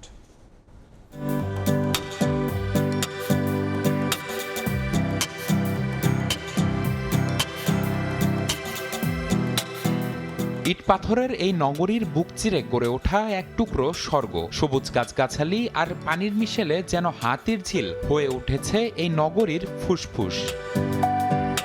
তবে নগরীর এই ফুসফুস নিয়েও নানা সময়ে উঠেছে নানান প্রশ্ন। দিনের সৌন্দর্যই যেন রাতের বেলায় হয়ে ওঠে এক ভয়ঙ্কর জনপদ। ২০১৮ সালের পর থেকে এখন পর্যন্ত শুধু লেক থেকেই উদ্ধার হয়েছে প্রায় ৩০টি মরদেহ। সঙ্গে কিশোর গ্যাংয়ের উৎপাতের ঘটনা নতুন কিছু নয়। হাতির ঝিলে ঘটে ছিনতাইয়ের ঘটনাও। রামপুরা কোনার মধ্যে এখানে সিএনসি আটকাইছে, ফলাফাইন আমার না একটা ইয়া করতে না, আমার মেয়ের দিক হতো না, আমার দিক হতো। লাইট নাই, হ্যাঁ, আমরা হাঁটি অন্ধকারের ভিতরে হাঁটতে হয়। বাহিরে থেকে অনেক লোকজন এসে অনেক আড্ডা দেয়, যেটা দেখা যাচ্ছে যারা স্থানীয় যারা তাদের জন্য বেশ খানিকটা সমস্যা হয়। হাতির ঝিলের নিরাপত্তায় এতদিন একটি বেসরকারি প্রতিষ্ঠানের সঙ্গে চুক্তি ছিল রক্ষণাবেক্ষণের দায়িত্বে থাকা রাজধানী উন্নয়ন কর্তৃপক্ষের সঙ্গে, যে মেয়াদ শেষ হচ্ছে চলতি জুন মাসে। এবার হাতির ঝিলে নিরাপত্তায় সংযুক্ত হচ্ছে আনসার বাহিনী। এরই মধ্যে সকল কার্যক্রম প্রায় শেষ করেছে রাজুক। সব ঠিকঠাক থাকলে আগামী ১ জুলাই থেকে কাজ শুরু করবে বাহিনীটি। আরও বেশি নজরদারির মধ্যে রাখার জন্য আরও প্রফেশনাল আমরা চিন্তা করে প্রফেশনালিজম যাদের ভিতরে আরও বেশি ডেভেলপ হয়েছে এরকম যেমন আনসারকে আমরা নিয়োগ করার জন্য আমরা এখানে চিন্তা করেছি। রাজুক বলছে মোট 3 শিফটে দিনে 145 জন আনসার সদস্য কাজ করবে হাতিরঝিলকে নিরাপদ রাখতে। সবকিছু নিয়ে তাদের হিসাব করে আমাদের একটা প্রস্তাব দিবে, সেটা আমরা আমাদের বোর্ড অনুমোদনের মাধ্যমে সেটা করবো। সেটা পেপার ওয়ার্ক কিছু আমাদের এই বিষয়ে সিদ্ধান্ত নেওয়া আছে যে আনসার এখানে আসবে। অনিরাপদ হয়ে ওঠা হাতিরঝিলে আনসার সদস্যদের মাধ্যমে নিরাপত্তা ফিরবে বলে আশা সংশ্লিষ্টদের। নিবিড় সাহা, সময় সংবাদ, ঢাকা। রাজধানীর উত্তর সিটি কর্পোরেশনে জলাবদ্ধতায় ব্যাহত হচ্ছে শিক্ষা কার্যক্রম। এর মধ্যে বাধ্য হয়ে যেমন শিক্ষকদের তাদের দায়িত্ব পালন করতে হচ্ছে, তেমনি নোংরা পানি পেরিয়ে আসে কোমলমতি শিক্ষার্থীরাও। এলাকাবাসীর অভিযোগ, এসব দেখভাল করার দায়িত্ব যাদের, তাদের যেন ঘুমই শেষ হয় না। যদিও জনপ্রতিনিধিরা বরাবরের মতোই আশ্বাস দিয়েই দায় সারলেন। শাহজাহান খানের তোলা ছবিতে আলতুষার আমিন তুষারের রিপোর্ট। কেউ মায়ের কোলে চড়ে, কেউ গামবুট পরে, আর যার এসবের কিছুই জোটেনি প্যান্টের কাপড় তুলে নোংরা পানি পেরিয়েই যেতে হচ্ছে শিক্ষার আলো নিতে। উত্তরার দক্ষিণখান এলাকার চালাবন্ধ সরকারি প্রাথমিক বিদ্যালয়ের চিত্র এটি। তথ্য পেয়ে সেখানে ছুটে যায় সময় সংবাদ, আর তাতেই টের পাওয়া যায় এলাকাবাসীর কষ্ট। রাস্তার সংস্কার কাজে যেন কাল হয়েছে তাদের। বৃষ্টি কিংবা প্রখর রোদ, এমন পরিস্থিতি এখানে নিত্য নৈমিত্তিক। উত্তরখান আর দক্ষিণখান যেমনে যায় হেমনে প্রেম জমি না, খালি পানি, খালি গেরান খায় পানির তুন। সপ্তাহে একদিন কি মাসে 2 দিন 3 দিন এরকম ভাবে ক্লাস করাইতে হইতাছে। 5টা প্রতিষ্ঠানে মানুষ আসতে পারতেছে না। এই যে বিদ্যালয়টি দেখতে পাচ্ছেন, 400 জনেরও বেশি শিক্ষার্থী ছিলেন। সেখানে এই শিক্ষার্থী কমে এসেছে সেই একটি মাত্র কারণে, এই যোগাযোগ ব্যবস্থা এবং এই যে স্কুলের মাঠের এই জলাবদ্ধতা। সাধারণ যারা রয়েছেন তারা বলছিলেন, যখনই আসলে বৃষ্টি হয় তখন তাদের এই ভোগান্তি আরও তুঙ্গে উঠে যায়। শিক্ষার্থী আর অভিভাবকদের এত বাধা পেরিয়ে একরকম নিরুপায় হয়ে আসতে হচ্ছে স্কুলে। শিশুদের এই হাঁটু পানি পেরিয়ে আসতে প্রায়ই ঘটে নানান দুর্ঘটনা। আমরা অনেক কষ্ট করে পানিতে আসি, পায়ের মধ্যে গা হয়ে যায়, অনেকের মা বাবাই আসতে মানা করে। পিছলা খায় পড়ে গেছি বৃষ্টির দিনকা। আমার বন্ধুর আমার সাথে আইতা ছিল, একজন ডেনে পড়ে হের পাপটা কাটা গেছিল। শিক্ষার্থীদের উপস্থিতিও একেবারেই তলানিতে, হবেই বানা কেন। নিচতলায় পানি জমে শিক্ষা কার্যক্রম চালানোর সহায় এখন দ্বিতীয় তলার কেবল এই একটি মাত্র কক্ষ। প্রধান শিক্ষক বলছেন, গত কয়েক বছরে এই পরিস্থিতির কারণে তাদের শিক্ষার্থী কমে এখন দাঁড়িয়েছে মাত্র 123-এ।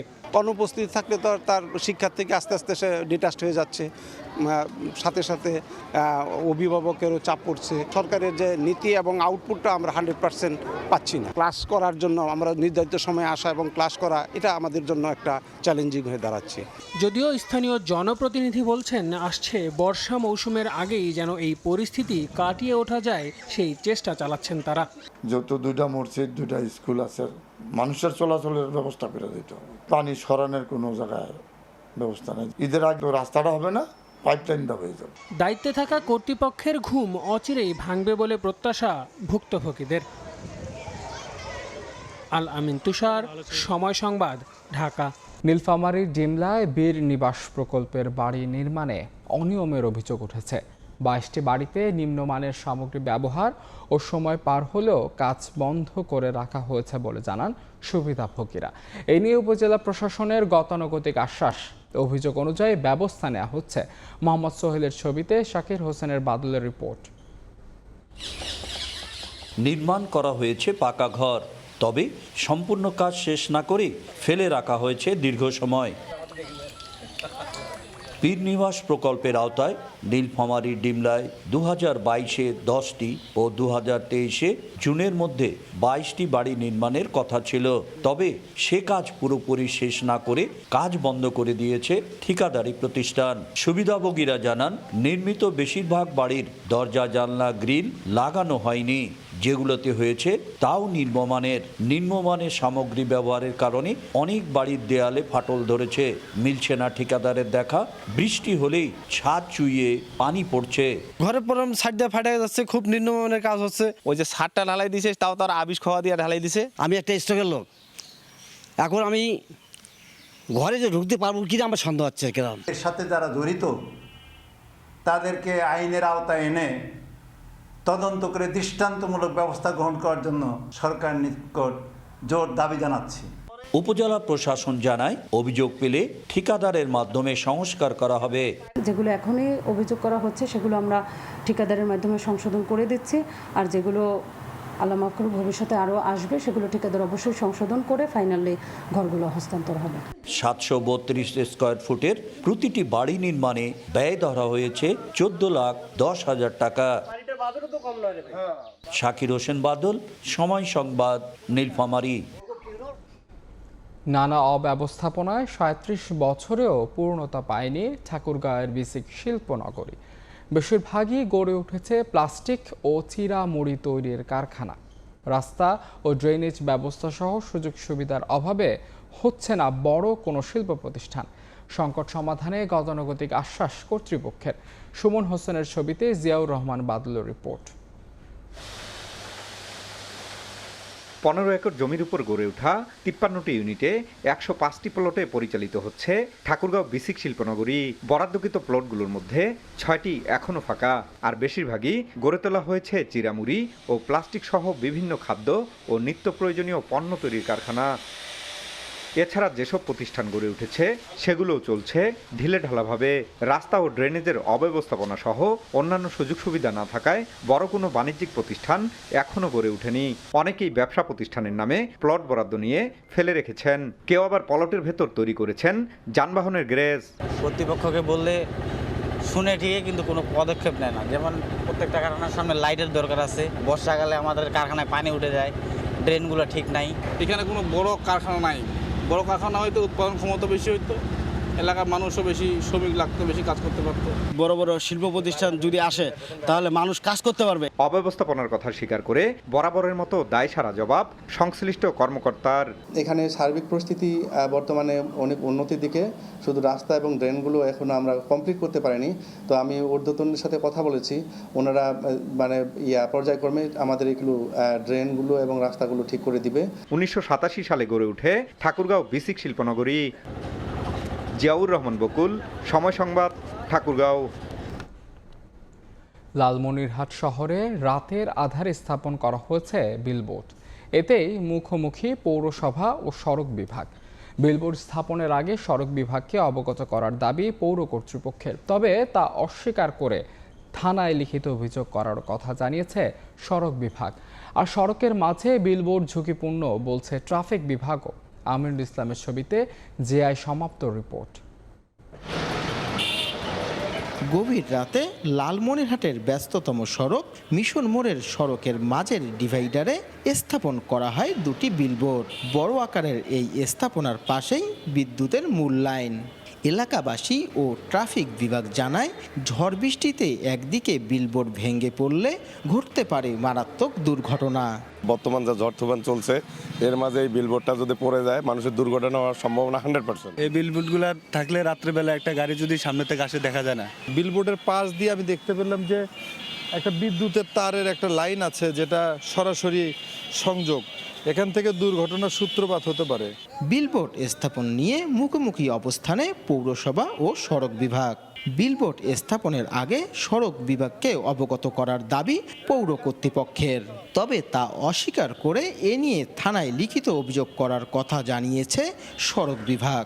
পৌরসভার অনুমতি নিয়েই ইতিপূর্বে তারা পৌরসভায় লালমনিরহাট পৌরসভার অভ্যন্তরে তারা বিলবোর্ডের ব্যবসা করে আসছিল এবং নতুন করে আবার তারা এইখানে বিলবোর্ড স্থাপন করেছে এবং এটা নিয়ে আমার সড়ক বিভাগের নির্বাহী প্রকৌশলী মহোদয়ের সাথেও আমাদের কথা হয়েছে। রাতের আধারেই স্থাপন করা হয়েছে। যখন পরবর্তী দিনে আমরা দেখতে পেয়েছি, দেখা মাত্রই আমরা পুলিশ প্রশাসনকে লিখিত অভিযোগ দায়ের করেছি, কারণ যে এই বিলবোর্ড স্থাপনের পূর্বে আমাদের কাছ থেকে কোনো অনুমোদনও নেওয়া হয়নি এবং এর ডিজাইন সম্পর্কে আমাদের কোনো ধারণাই নেই। দুটি বিলবোর্ডের মাঝে দূরত্ব মাত্র 200 মিটার। জেআই সমাপ্ত, সময় সংবাদ, লালমনিরহাট।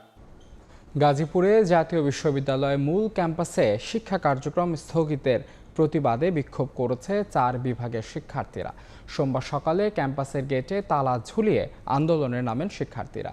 তাদের দাবি 2022-23 শিক্ষাবর্ষের LLB, BBA, tourism and hospitality management এবং নিউট্রিশন অ্যান্ড ফুড সায়েন্স বিভাগে ভর্তি হন অনেকে, কিন্তু বিশ্ববিদ্যালয় কর্তৃপক্ষ ক্লাস শুরু করে গত বছরের 27 মে থেকে এর মধ্যে হঠাৎই মূল ক্যাম্পাসে অনার্স ভর্তি ও শিক্ষা কার্যক্রম বন্ধের নির্দেশনা আসে। এতে ক্ষিপ্ত হয়ে আন্দোলনে নামেন তারা। পরে প্রশাসনের আশ্বাসে 3 ঘন্টা পর তালা খুলে দেন শিক্ষার্থীরা।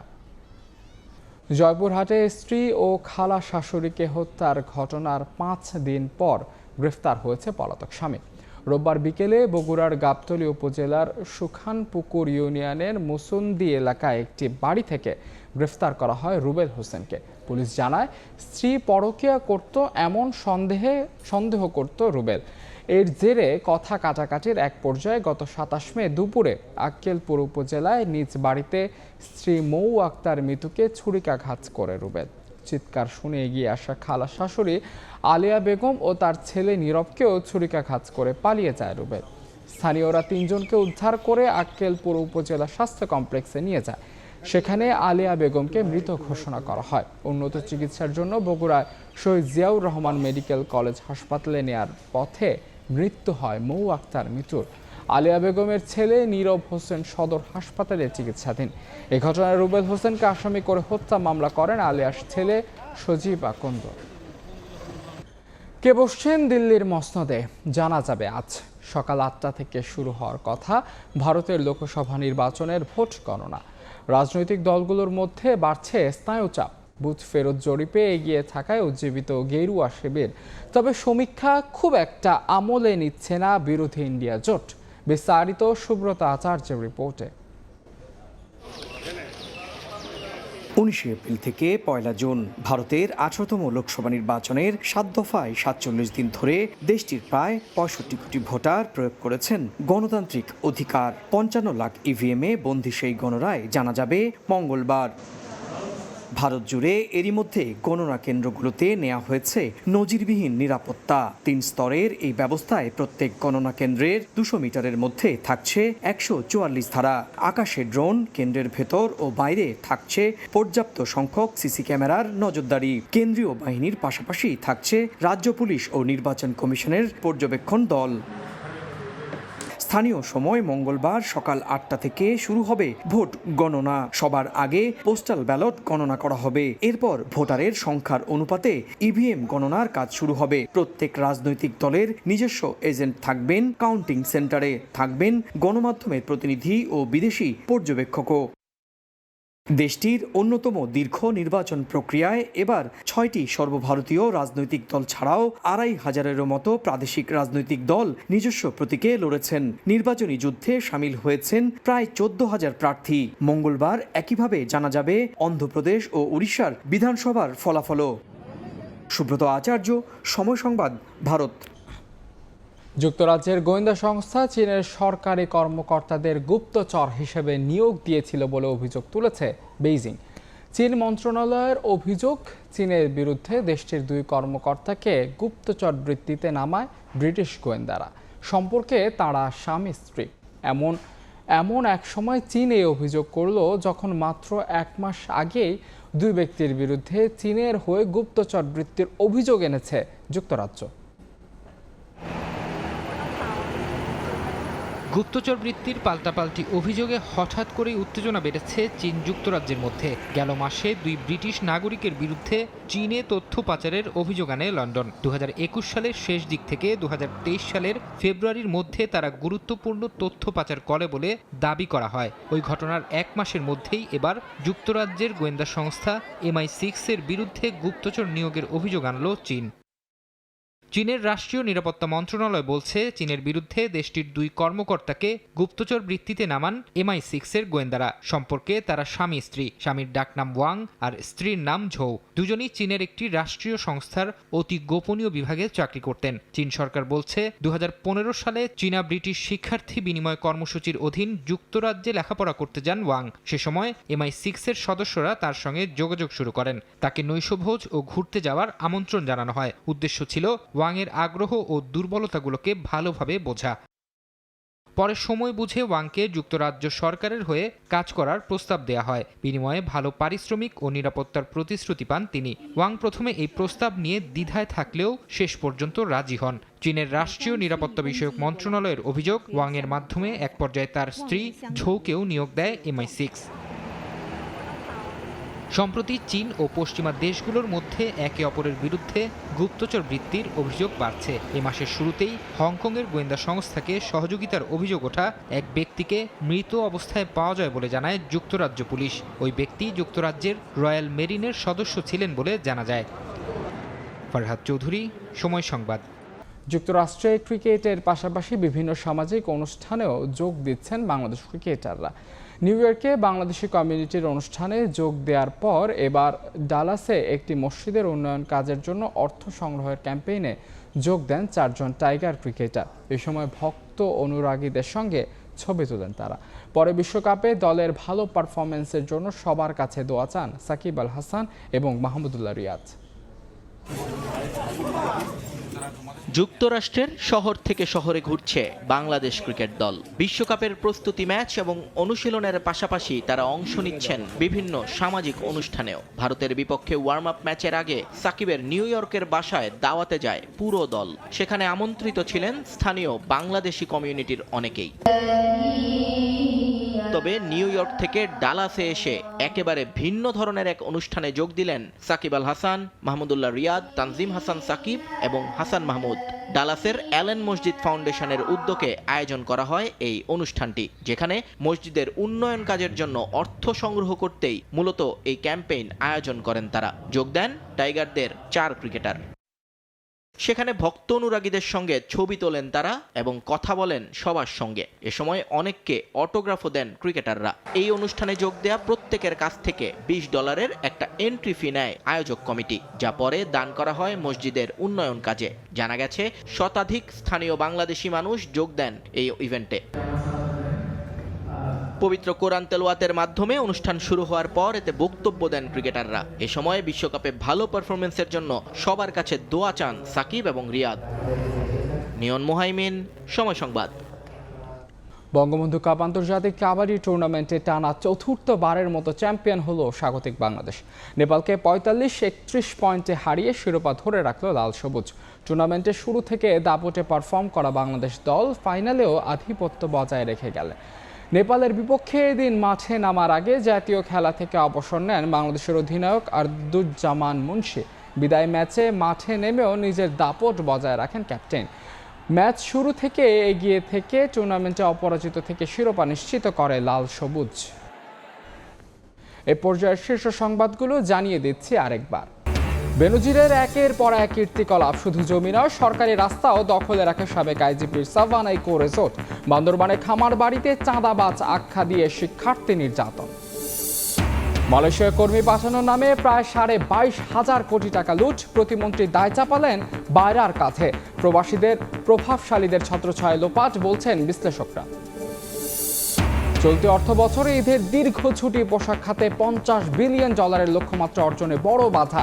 পণ্য পৌঁছাতে তোড়জোড়, বাংলাদেশ ব্যাংক সহ 7 সংস্থার কাছে বিজিএমই এর চিঠি।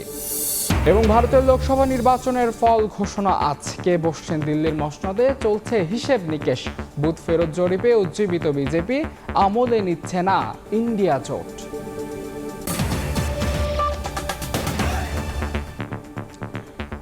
এই ছিল ভোরের সময়। এরপর দেখবেন সকালের সময় এবং আপনাদের সঙ্গে থাকবেন সহকর্মী তানভীর হাসান।